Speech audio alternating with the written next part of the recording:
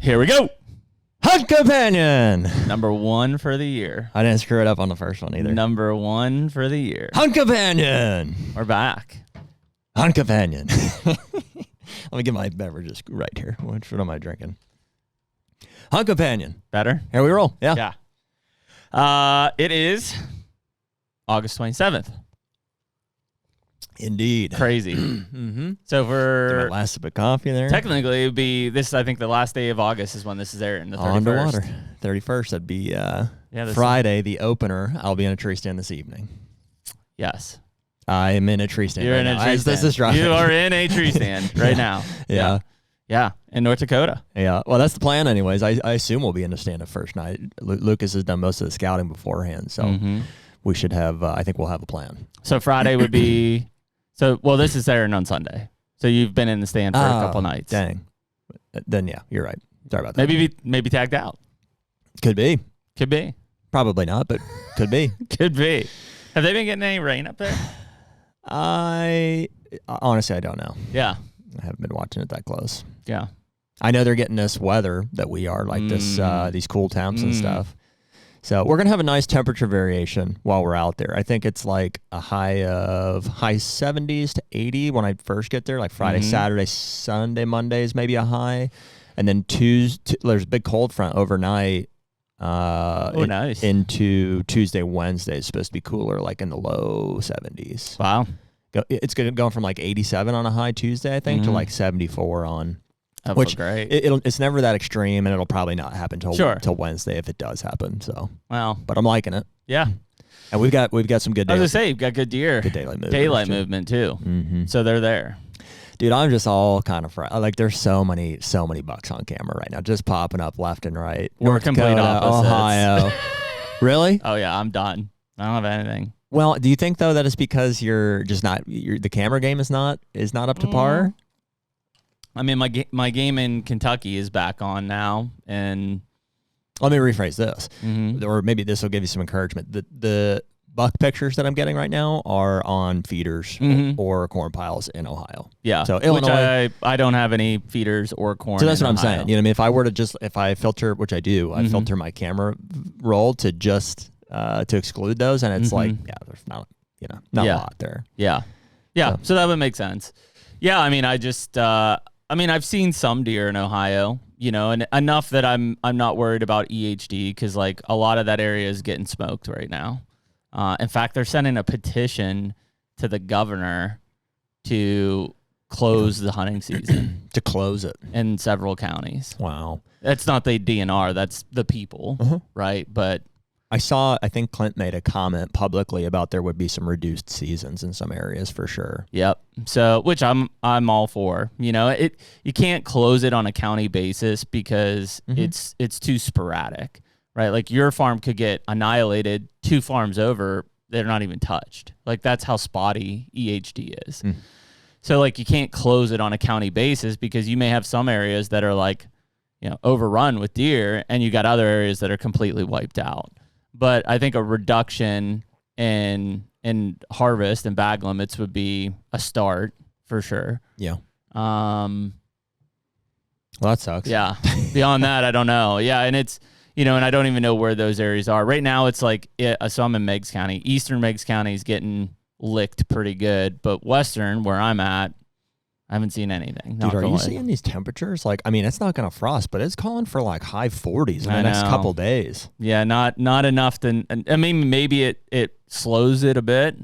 It won't knock it out for sure. Yeah. But we did have, dude. I had like 50 people reach out to me about that EHD stuff that I'm looking at as like a possible mitigation thing. What was your response to those? So, I mean, I guess it probably is easier now to talk about it on here. So basically what it is there is no silver bullet, right, for EHD. I do not think that trying to feed deer something is the best solution for it either. Like people were talking about ivermectin and stuff like that. Like ivermectin, like that's a dewormer. Like none of those things are going to really affect the the midge side of things, right? And that wouldn't be legal either, right, to feed ivermectin? Technically, no, because it's not FDA regulated for it. Unless it's for cattle and they happen to get at it. Correct. I see. So basically, I was looking at opportunities to reduce the midge populations, which the number one way to do that, and I have done this successfully in the past, is with what's called an ultra low volume fogger, like a mister, and permethrin.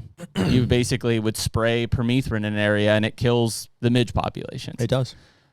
On a large scale, that's like damn near impossible. You know, we did it in controlled fences when we were doing research and stuff. Right. And it helped. Did it solve it? No, but it helped. So I'm looking at stuff like that. So basically what I found is before we had our first big outbreaks here in like the Midwest and Northeast, which was 2012, and around 2008 or 9, the Italians had a massive blue tongue outbreak, which, just so people know, not to dive too deep in it, there's blue tongue virus, which is BTV, and then there's epizootic hemorrhagic disease, which is EHDV. And both of those are likely happening right now here, right? Just different strains of viruses. Effectively, EHD and blue tongue are commonly, talked about in the same breath. But both are probably happening out there. I don't know which variants. Like, you have to do blood serum tests and stuff. So, and I don't think we've done that yet in Ohio and some of these other areas. But the bottom line is that they found something called neem oil, which is from a plant in India. And it's a byproduct. Like, I don't know what they use the plant for in India, but this neem oil is a highly concentrated byproduct, and it dramatically reduces midge populations, specifically the Colicoides species, which is what we're dealing with here. And so there's two forms of it. There's an actual oil concentration that you can mix with water and you can spray. And I guess it's also used in like beauty products and stuff for like moisturizing and whatnot. And then there's one that they call neem cakes, which I assume that's just something from a Europe standpoint. But all it is like, think of like pelletized feed. It's like a nickname for your dog or something. Come here, neem cakes. Neem cakes. It's pellets is all it is. And so what application reduces the midge population? They eat it. They come in contact with it. It's in the environment. It reduces. I think if there's a chemical reaction in the environment because it's all natural. Like airborne? No, I think it's in the soils Water? And stuff. Soils? Okay. Yeah. So what they were looking at. So they're just saying where that's present, there seems to be less midges. Yep, and the larvae. So the big thing is like when they did controlled mud tests, so they would take mud from areas that were treated and not treated. And they saw like, I don't know what the numbers were like, 50 larvae per square, whatever, in the control. And it was like 6 to 7 in the treated areas. So dramatic decreases. And they're just treating it by putting pellets down. They're just spreading out pellets in muddy water, sloppy areas. And then what I did, so I actually talked to the Italian researchers. I called them. And super cool, to help. Like, I was like, hey, I'm not looking for a silver bullet. Somebody's got to try something. And so we were talking about the oils, and they basically, what we came to was putting the oils in like a hand pump sprayer with some water. And like, if you have a bait area or you've got areas that deer are just highly concentrating in, just go around and just wand spray around the area. And then that should keep midge populations reduced, at least in the area where you have deer congregating, bait pals, feeders, potentially water holes. Are they congregating in deer populations like that? Or is it purely like environmental? They want to be near water. They want to be in environmental. Yeah. So they're not like swarming deer herds or something necessarily? No, they're in. Are they attracted to deer? Like a mosquito would be attracted to populations of animals? Yeah, I mean, they need to feed on the blood meal. Yeah. So yes. They'll swarm an animal. And on cattle as well, and sheep and other things. Okay. Yep. So they need to feed blood mills and humans, like wherever they can get it. Interesting. So are they like a mosquito? Technically. Can you identify them somehow? Like, well, they call them no-see-ums because they're so small. Yeah. Right? It's just like little gnat type things. Mm-hmm. But they're feeding blood mills on you, and it takes... It's those blood mill feedings that end up transferring EHD. Like if they just feed once, typically that deer's not going to get EHD. It takes multiple blood mill interactions for that to end up into the bloodstream of the deer to then actually get the virus. So, and do all midges carry it? No, it's the colocoides midge specifically. Okay. Yep, that's what you're focusing on. That's what this neem oil and neem cake research in Italy focused on. So basically, can you get that stuff? I mean, yeah, Amazon. So that's what I just had, and I try to do it controlled. I wasn't trying to like keep it a secret or anything. I don't want people to take it as gospel because I don't know. Like I'm looking at research that's done in Europe. I've not tried it personally myself. Did you ask them why it's not being advertised as a potential solution for EHD? Or they're researchers. They don't care about commercialization. Why were they researching it? Are there massive outbreaks in because I mean Europe, they don't have whitetail deer in Italy, do they? But they have cervids, right? Okay. They have roe deer, they have axis deer, they have fallows, they have red deer, and they're having EHD outbreaks. Correct. Interesting. Mm-hmm. Yeah, and they've used it for that application, and it's helped. I don't know. I mean, the research suggests that it helped. That it would. How they take it and apply it from there, I have no idea. So basically, when people wrote me, the only thing I asked them, I said, just tell me ballpark where your farm is, because I just want to know, like, hey, I'm using it in the epicenter of where this is at, or I'm in Missouri and we haven't had it yet, or whatever.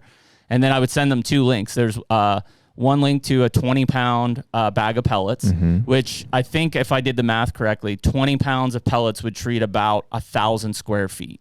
Okay. So, and I mean, honestly, I think you're just taking the bag and just, whipping it out there. And then the oil comes in a 1 gallon concentrate, and I don't know what the mixture is with water. I was just going to, like, I don't know, dump some water in and like spray it out. Like, some is better than none.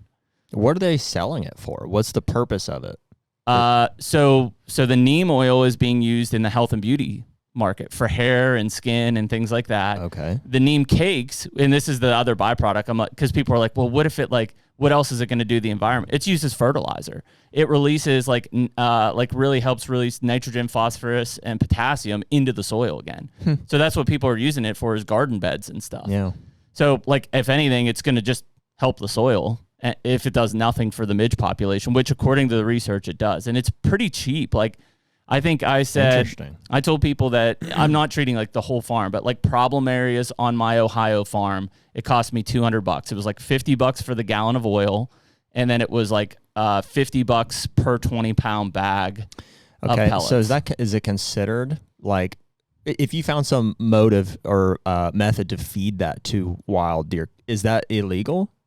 No, but you don't want them to eat it. There's no reason to eat it. Okay. Yeah. I guess I'm just wondering. It's not something that would like translate. It's like if they have that neem oil in their system, that if they're taking blood meals, it's gonna. I think of like. I'm with you. Like in the environment. Think of like a citronella candle. Yeah. You light a citronella candle and it keeps bugs away from your area. Yeah, but don't eat it. Don't eat it. Yeah. Okay, gotcha. Don't eat it. So it's just, but it's all natural, right? It's no chemicals or anything like that. We're saying don't eat it, right? Don't eat it. All right. Don't eat it. Yeah. Don't force feed your deer.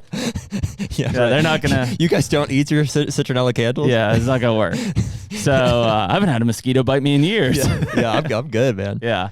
So I don't know. Anyways, there's a bunch of people.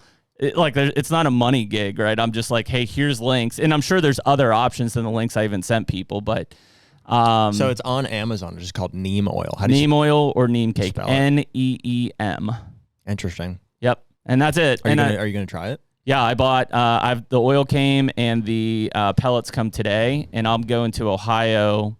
If you're listening this Sunday, this upcoming week, and I'm going to put it all out. And you're going to basically just do water holes and bait sites. I've got some creek banks and stuff that I plan on just putting some of those pellets out on, and then I plan on spraying around all of my bait sites or water holes with the oil. And I don't know. Yeah. I mean, there's no way to really test it either. No, and I told people, I'm like, I'm not saying it's like nothing, but like it's $200 to treat 230 acres for me, like well worth it. Yeah. If it saves 2 deer, right, well worth it. Right. I've got people using it or wanting to use it in the epicenter, and I don't know. Like, it might be too late because I'm sure there's a time frame of it, like doing something in the environment, whether that's a week or 4 weeks. I don't know. Yeah, I'm sure the oil breaks down faster than the cakes. That's what I'm thinking. And so, like, I've been sending it to them. I've got a couple more that I need to get information to. But yeah, I mean, it's. So the test that they did where they're like, hey, there's X amount of midge per square, whatever. Can people get that test done? I don't know. Could you take a soil sample? That's what they did. They just basically took a mud sample and whatever, sent it off and got the midges count. I'm sure there's not like a public laboratory for that. Right. But I mean, that's what was encouraging is they sent me more data for multiple years. All of it is trending like, 10 or less % of what it originally was before being treated. So that would be an important question is like, are the Italians using it to treat EHD on their cervid species? My guess is if they are, it's just certain people understanding this research like we're doing right here and applying it. Because I haven't seen anything commercialized for it.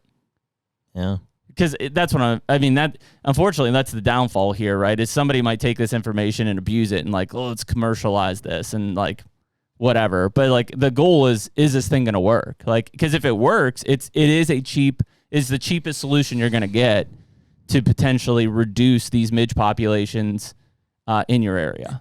Which that's what I dug down a rabbit hole and just was like looking at feed stuff and ivermectin and things that I've used. I've used the vaccines in captive deer. When I worked in Mississippi, Emily and I did, we were vaccinating twice a year with the actual vaccine that came through, just needles, go. And it worked. But I'm like, that's not applicable to wild deer. So can I feed them? Can I do? And at the end of the day, none of it there's not enough control happening to ensure that deer ingests enough of it to actually make a difference, even if you could put it in feed, even if it was legal from the FDA standpoint. Mm-hmm.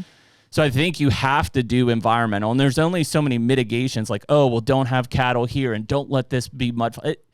When it floods in the spring and it recedes in the summer, like it's impossible to control those areas. Like that's just nature. Yeah. So you have to control or mitigate these bug populations.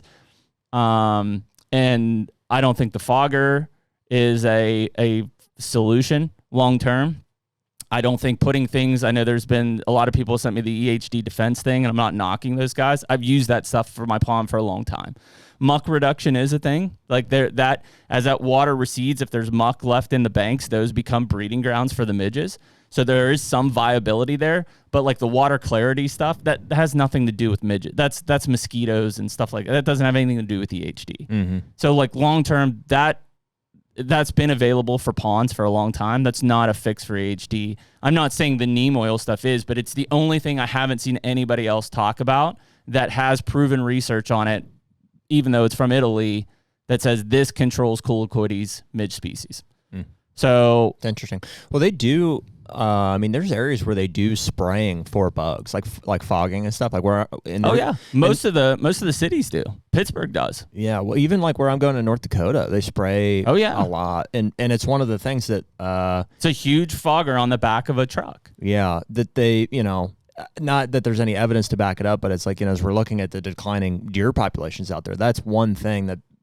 Especially Lucas is like, dude, I don't know. Like, well, they're out here fogging and like, I don't know. There's a lot of factors at play, but I said that to Higgins the other day. He wrote something about it's the worst fawning year he's ever seen, and I said, dude, not to be the foil hat guy, but like I'm adamant that it is something in the herbicides, pesticides, insecticides, fungicides that farmers are putting down on large ag, because in the mountain country and stuff where I have piss poor soil quality, I've got great fawn production. Me too. And I've also got a shitload of coyotes. I got bears. I got everything, right? In farm country, they're not having that. I'm absolutely convinced that it's something that's going on with big ag. Yeah. Well, there's just so many chemicals, being used. We know. Eric told us. Eric Mitchell from Mississippi State Deer Lab did the research, and he's like, we found all these chemicals in fawns, and then it got shut down. That's right. Surprise, surprise. Yeah.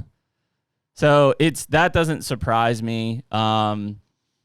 So, yeah, that's that big one. While we're on ranting, because I put this out yesterday, dude, this state, Pennsylvania, just kills me sometimes. What happened? So, obviously, we legalized Sunday hunting, right? Governor signed it into law. Game Commission, even though it was a weird way of doing it, basically said, yeah, you can hunt every Sunday between now and December 15th. Okay. The DCNR, which manages our state forest and state parks, comes out and says, hey, yes, you also can hunt all the Sundays on state forests, but on state parks, you can only hunt these 3 Sundays. What? And I'm not talking, when people hear state parks, they're like, well, yeah, no. These are tens of thousands of acres of forested ground, state parks, like big state parks in Pennsylvania. Where are they? Ohio Powell's one. Okay. Large state park. Black Moshannon is another one. There's a lot of state parks out there that are really big across the state. Gotcha. That can only hunt them 3 Sundays. Yeah. And it's like, it's legal. The governor said Sunday hunting is legal. How are you now all of a sudden going to do that? And to me, the bottom line is this is why Pennsylvania should not have the DCNR, the Game Commission, and the Fish Commission managing our resources. They're disconnected. What do you think is they're trying to offset like usage for non-consumptive stuff? Probably. Yeah, on the state parks. Yeah. Meanwhile, the PR funds that come in from ammunition and gun sales to the state of Pennsylvania is astronomical to make those state parks happen. Interesting. But they can control the usage on the state parks because they're the DCNR. Yep. Interesting. And so if the Game Commission said, and here's the other thing, that same DCNR bitches about there's too many deer and they're damaging our forests. So what do? Take away a day of hunting from us? Like, that's the stupidest thing ever. You can't complain that you're having deer damage and that you're destroying forest, and then also in the same breath say, well, but we're also, even though it's a law, we're not going to allow Sunday hunting on all the Sundays here. Right. And like, there will be enough well-informed people, but there also are going to be, people are going to hunt that on Sunday. Because they're just like, well, yeah, Sunday hunting's legal. They don't know. They're not going to read. Probably just won't know. Yeah, it's not going to be malicious. They just really won't know, and they'll go out there. And then you've got extra enforcement needed to happen. It's just like, what are you doing? Like, why are you trying to do this? I've had hikers argue with me. Yeah, they've got stakeholders to keep happy. I mean, that's what it is. I'm sure they've got non-consumptive users that don't want it. So. Yeah, but the same non-consumptive users were arguing with me. They're like, well, you have all the game lands. I'm like, is hiking banned on game lands? No. In fact, you could hike on a Sunday when we couldn't hunt on a Sunday on game lands. Right. So it has nothing. No, that's trash, in my opinion. Sure. It's I don't agree with it either, but I mean, I assume that's where it's coming from. Yeah, it's uneducated is what it is, and it's going to cause more problems for them. In fact, like I've not ever really vocally said like, hey, we need to collapse these agencies into one. I get but there's a lot of redundancy, and this is a great point of where the Game Commission supports it, the governor supports it, which is surprising in this state. And now the DCNR is like, nah, I don't think so. That's trash. Yeah. Somebody's head will roll for that trash. one. Yeah. Somebody's gonna get cut for that one, I bet. There's enough public pressure that's gonna come down on it. Interesting. So, anyways, rant over, but cool. Yes. Well, yeah, man, we are in and out. So I leave tomorrow. Tomorrow, and it starts Friday evening, so we got plenty of time. I'm looking forward to. We're gonna sleep in Friday morning and do a big breakfast, and I don't know, make a plan. So, how many people are gonna be in camp? 3 to 5. Definitely me, Perry, and Lucas. As kind of a squad one. And Maul, A team, Dustin Maul, and another one of Lucas's buddies coming from Minnesota, maybe from more central Montana. He's coming over, I think. So maybe as many as 5 of us. Okay.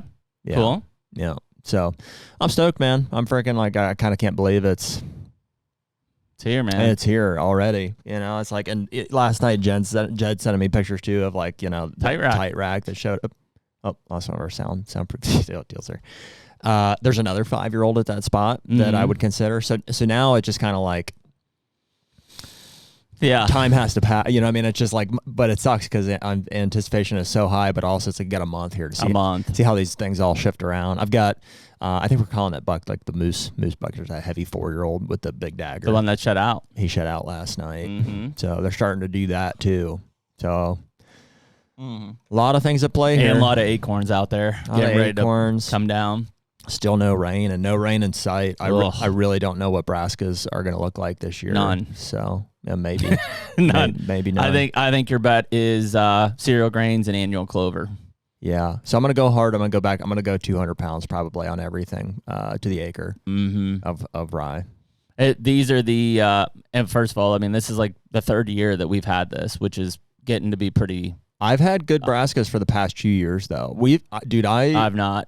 I think this is the worst year of the past 3. Yeah. Last year for me specifically. We've had rain here. Yeah. I swear I wake up every morning and the deck is like soaked and stuff. But at the farm, they're just missing us. I don't know. I mean, I've only had like, I've had more here than at the Ohio farm for sure. I mean, let's look at our, so I've had 1.3 inches here. In what time frame? This month. Okay. And I've had 0.2 in Ohio. Mm-hmm. Yeah, that sounds right. I've had 2 in Kentucky, and we've had 2.7 in Illinois. Wow. And Illinois is dry. Yeah. So Illinois had over 10 times the rain as my Ohio farm. Yeah, I mean, it's literally like we've got nothing. Uh-huh. Just nothing. It's rained, if you can call it rain, twice since I planted brassicas the 3rd week of July. Yep. And here we are at the end of August. So you got a month and a week or two with basically less than a half an inch. Yeah, it's going to be rough. I mean, the acorns are going to take some pressure off of those plots because there are quite a bit of them. Yeah, I mean, we got food. I mean, I got my bean field banging. That's what I was going to go with. I was like, these are the years that I'm really thankful you put a lot of time into summer crops. I know people are kind of against them from a deer standpoint only, but I mean, my beans look fantastic in Kentucky. I mean, yeah. And my corn does too. And so like those are great food sources. My clover and alfalfa, I did like a really high mow just to get a lot of the broadleafs off of there. But there's lots of clover and there's lots of alfalfa. It needs rain for sure, but because those plants are established, when you get these humid nights and the dew sticks, that helps a ton. Yeah, they'll bounce back. So if you have established plots, clover, beans, corn, like you're in a pretty good spot. If you're trying to establish, I mean, you can't grow when there's no rain. No. And fortunately, that rye is pretty much a guarantee as long as it rains at some point in September or October, which it always does. Inevitably, it's the opening weekend. It'll be like, you know what I mean? It's like it'll wait until you shoot a deer on opening day and then it'll start raining. It'll pour. Yeah.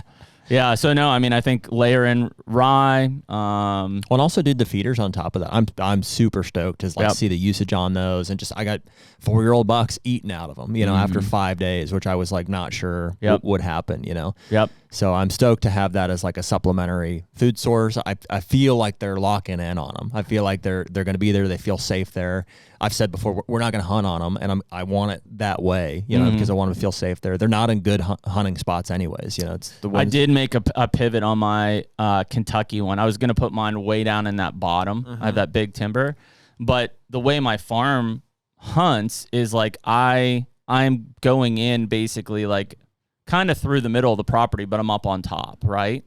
Well, most of my winds that I'm going to be hunting are predominantly west, right? So I didn't really want them to be down in that bottom behind me. They naturally kind of want to be back there. So I instead took that feeder and I put it on the west side of my farm. So on the other side of my food, basically, where there's another big bottom. I don't own that, but I figure if I'm bringing them up out of there and I'm staging on the east side, that's how I'm going to hunt them anyways. That sounds way better.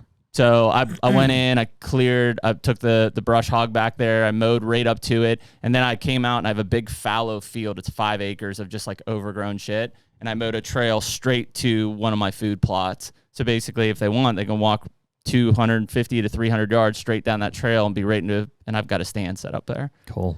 So I made a bit of a pivot there. I seeded that with like 250 or 300 pounds of corn on the ground, and there's been bucks in it every day eating. So nice. That's where I'll put that feeder. You planning on grabbing that at some point? Yeah, I was going to. I don't think I can grab it this trip because I've got to take a bunch of other stuff down. We're going to work on the Ohio cabin with my dad, but I think I'll go back the next week. Maybe when I go down to elk hunt, I think I'm going to take them all with me. So I'll circle. You'll be back in town, but I'll probably circle up to the farm and have your dad load them up on the trailer, and then I'll take them all down with me. Cool.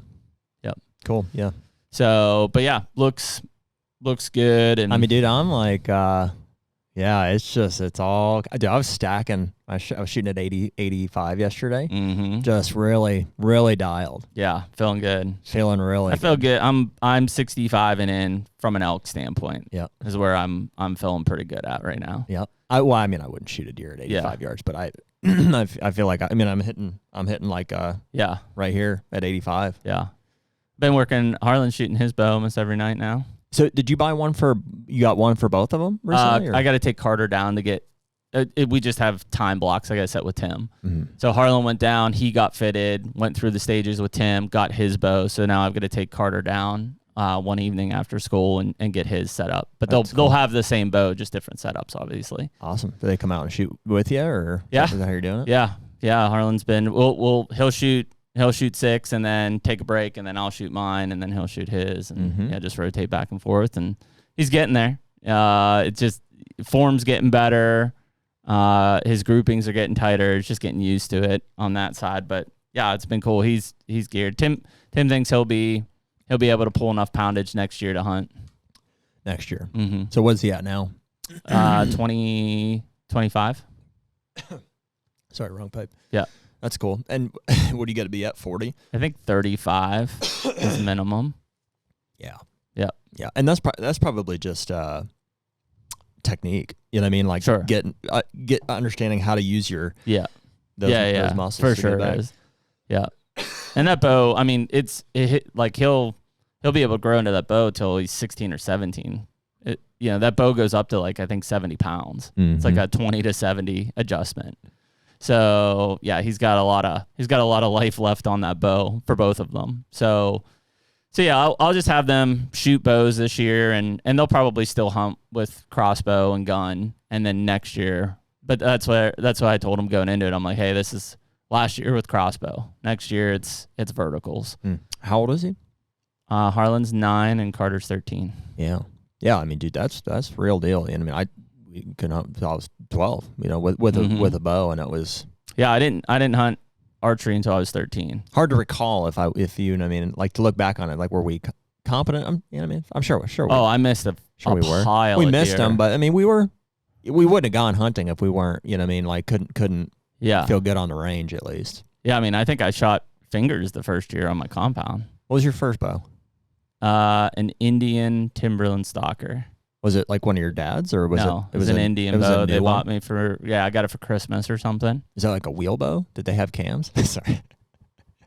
Yeah, I think it was a wheel bow. A wheel bow? Mm-hmm. And that must have happened between you and me, because my first one was a PSE something. Yeah, mine was an Indian, and that was I was 12. That was 96. Is when I got my first bow. 96. Yeah. Oh yeah. Wow. I was 3. Yeah. Interesting. Yeah. I wouldn't have got mine until I was at least 10 or 11. Yeah. I got my first bow in 96, shot my first deer with it in 97. Yeah. So I would have been like 03 to 05. Yep. Yeah. 03 high school. Yeah. I think that's where, cause that's when cause I shot that, what was it? Like the Bear Element. They had that, like the green bows, green compound bows. Well, they were camo, but they had like real bright green accents and stuff on it. And that was my first. That was that was 2003 or 2004. I think I bought that bow. Yep. But yeah, so no, it was Indian Timberland Stalker before that. That's my go-to. Yeah, man. I mean, I'm excited. I'm also like, it's just like kind of calm before the storm. I did a bunch of work to get ahead on for this North Dakota trip, and I mean, it's like now it's kind of a wait time frame. We're all good. I mean, we got stuff. I mean, I got appointments today and stuff. I guess before we go, we got some time, right? Yeah, we got a little bit. Talk about elk stuff real quick. Fine. So I went Monday, and that was the only day I had to scout for elk, basically. And so did farm work on Sunday, stayed over at the cabin Sunday night, got up at 4. It's about a 2.5 hour drive down into elk country from my cabin, which wasn't bad. Got there like right at daybreak. Probably made a mistake on the first. I had pre-scouted a whole bunch of spots on the map. I found one secluded property. It was kind of buried in behind one of these managed elk areas. And I was like, I'll go to that first. It's going to be the hardest to get to. And it was. I mean, dude, I busted brush for 5 of 6 miles on that round trip. And I got there and I found some big elk beds, found some tracks and stuff. I'm like, okay, like it felt good. Yeah. Just really hard to access. And then I'm standing there and I'm like, hear a truck. I'm like, what the hell? Like a close truck. And I like go bust through these autumn olives and there's like this new well road with a porta-john like right there. I'm like, oh, fuck. Wow. So, in hindsight, if I probably would have drove around a little more, I bet I would have seen that road. It came through a neighboring property as like a right of way and went right up into that. So, well, but that can't be used, right? Oh, they use it. Yeah. Yeah. I mean, the first picture I got on the camera was here. I'll show it to you. Was the classic Eastern Kentucky guide. I was pretty pissed, honestly. But I mean, it's not his fault. It was my fault for like that's not the right spot to be it. What is the persona of an classic Eastern Kentucky guide? This is it. Oh yeah, the razor. That boy's pretty overweight, huh? Classic. Yeah, windshield up. Mm-hmm. Classic. Wearing camo, just in case they see him. So, anyways, yeah. So that's funny. That was a long walk out because that boy got a belly on him. Yeah, I'd burnt like 3 hours, and I mean, dude, I was soaked too because it was dewy, and I mean, I'm in autumn olive over my head, just tore up. Oh yeah. I put that camera up because I'm like, there is sign in there, so I mean, there are elk in there. It's just I assume the pressure will be high, so I put up a camera, got out of there, went to a next spot, much better looking habitat, harder to get into. That's where I found that really big track, which is, not that I'm like tracking elk all the time, but that's the largest track I've ever seen in person for sure. Mm-hmm. And found old rubs, found some more like probably cow tracks and stuff in there that were pretty fresh. Put up a camera there that I felt really confident about, and it's been in there 2 nights, and both nights a bear has basically been eating it. So that's always nice. So there's definitely a bull in there.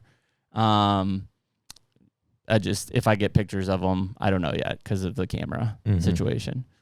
Last spot was the furthest to walk in. It was nice because they had it all barricaded off so 4-wheelers couldn't get in there.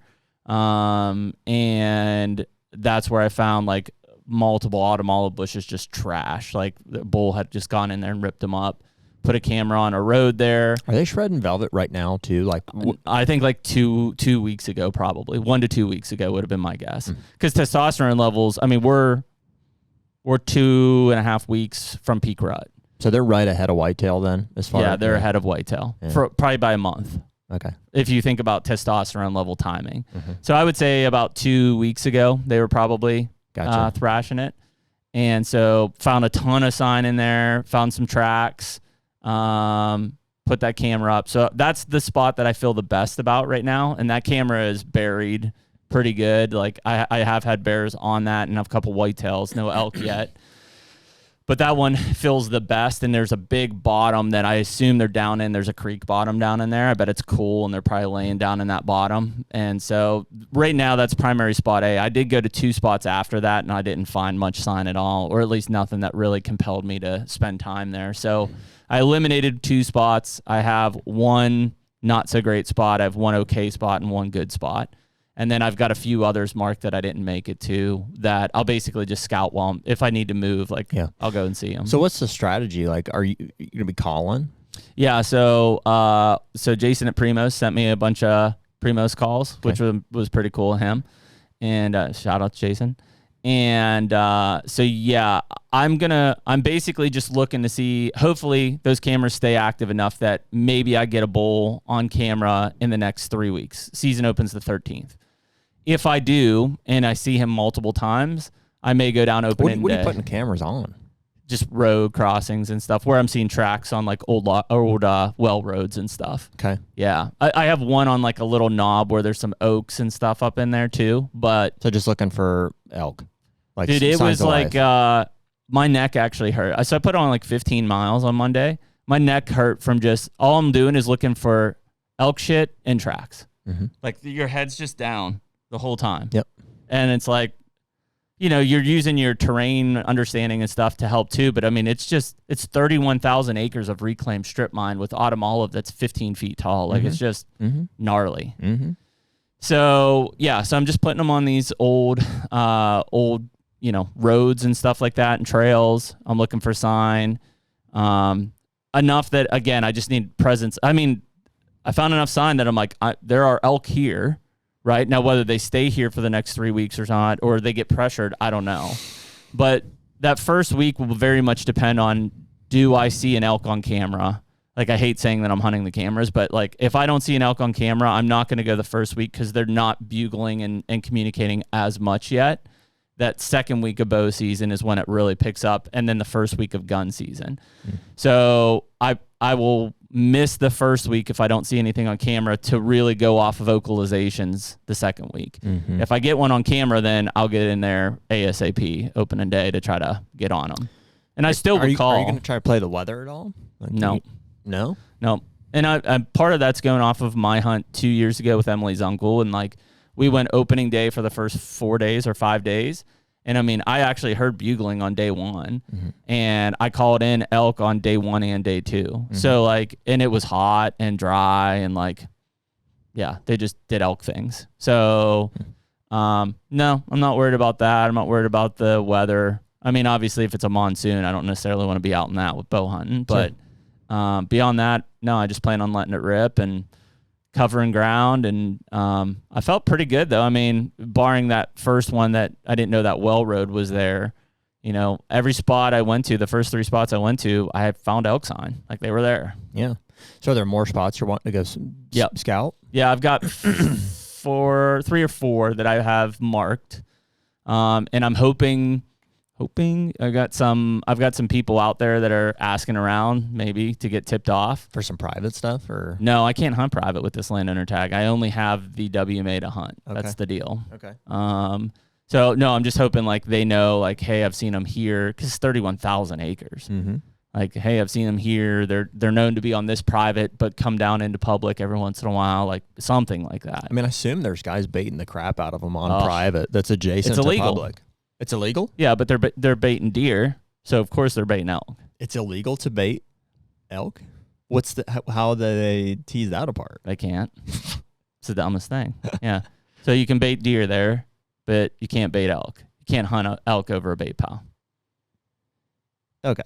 Yeah, you can't hunt them over, but you can hunt deer over a corn pile, right? Yeah. Okay, got it. Yeah. So they don't care if you feed them. Oh, they do. That's illegal. It is? Yeah. It's illegal to feed elk. Yeah. For sure. Yep. How's it written? Basically, you can't be putting it out for elk to hunt over. Yeah, but so everybody just says it's out for deer. Yeah, but so if you have a corn pile, you can't shoot elk over Correct. it, basically. Correct. But you can shoot deer over it. Yeah. But you can feed them. You can put feed out, and if elk eat it, there's no consequence for that. Just like if a squirrel eats it. Right. Right. Yeah, exactly. Yeah, pretty much the same. Okay. Well, I bet there's guys feeding the crap out of elk then. Absolutely are. On private land. A lot of the outfitters are. Uh-huh. Yep. So that makes it tough for sure. Does it? Or does it just mean that they're going to be in certain areas of the public because of that? Both. Yeah. Yep. Both. Yeah. So, I mean, there is a lot of food. Just what I saw is there's definitely a lot of acorns down there this year. So I assume when they drop, they'll be on them. They were crushing some of the ripe pokeberry, like annihilating that. A lot of those edges are reclaimed alfalfa and clover. And so I saw a lot of browsing and tracks on the edges of the road where that was popping up. So yeah, I mean, they're eating stuff, you know. I found some plum trees that I'm sure they're eating. I found a couple reclaimed like American chestnut areas where they had like actual chestnut trees and stuff that were loaded up. So I assume, actually, the camera that I just showed you where that outfitter was, there's a grove of chestnut trees that's looking into. How did you get that guy? He just drove right through the grove? Drove right. There's an old trail right there. Oh. And honestly, there was no sign of people on that trail. I'm like, okay, this is getting, of course, like that was later in the day. Wow. What the fuck? That's crazy. Can you run machines on this? No, not legally. He was in there illegally? Yeah, they all do. Wow. Yeah, they don't care. That's the problem with the guide stuff. I'm not saying all of them are bad, but there's a lot of them. Like the one that drove right in past us, you weren't allowed to use any of those off the main road. And he drove right down. Yeah. Right down past us, right to him. So yeah, it sounds like kind of a shit show with the people down there. Yeah, so it'll be tough. I don't know what to expect in bow season because that's the most amount of tags, right? So the likelihood of running into people is the highest in bow season, right? There's 30 people with tags. I know with crossbows during archery season down there. Really? Yep. That's what that guy shot that elk from 92 yards with a Raven. Yep. Sounds right. Yep. So there's 30 some guys per unit with archery tags. Okay. Half of those guys will be on private at least with a guide per the stats. And then maybe another third or quarter of those guys. So let's say 3/4 of them are either on private with a guide or what they call an RA or restricted area that's elk managed. The other quarter would be with me in public land, right? Or other private land, I guess. So, I mean, chance to run in guys is high there. The first week of gun season, which I probably would still use my bow, there's only like 10 to 11 tags per unit. So much lower density of people hunting. How does that work? Because your tag translates to gun season, but I can use my landowner tag's good for every elk season. So what happens to everybody else's tags? They're over? Yep. So if they're an archery, when archery season's over in the first 2 weeks, they can come back in late season. Oh, I see. You have a different kind of tag. Yep. If they or if they're the week 1 bull, they get those whatever it is 5 or 6 days, and then their tag's done. Can't use it anymore. Cool. So my tag keeps going. Well, dude, based on your experience last year and like what you're seeing, I mean, I assume you'll get into some elk. Yeah, I mean, if I hear one, dude, I felt this was one of the reasons I did it, like, because I'm training for this race. I felt like a beast, man. Oh yeah, like I was climbing hills. I felt good. I posted a picture on Instagram. I got a Eberly stock frame pack. I had Carter up on that, and I was just walking around with him, packing him around and stuff. Oh yeah, yeah. So I feel physically I'm in the best shape that I could be to do this type of thing. Nice. And I love that area as much as it's like it's hard to hunt. Like I cut my teeth hunting strip mines in Pennsylvania. Like that style of land is my thing. So like I'm rearing to go. You know, the hope is I don't care if it's a cow. The first elk I see on a trail camera, dude, I'm gonna be like elated.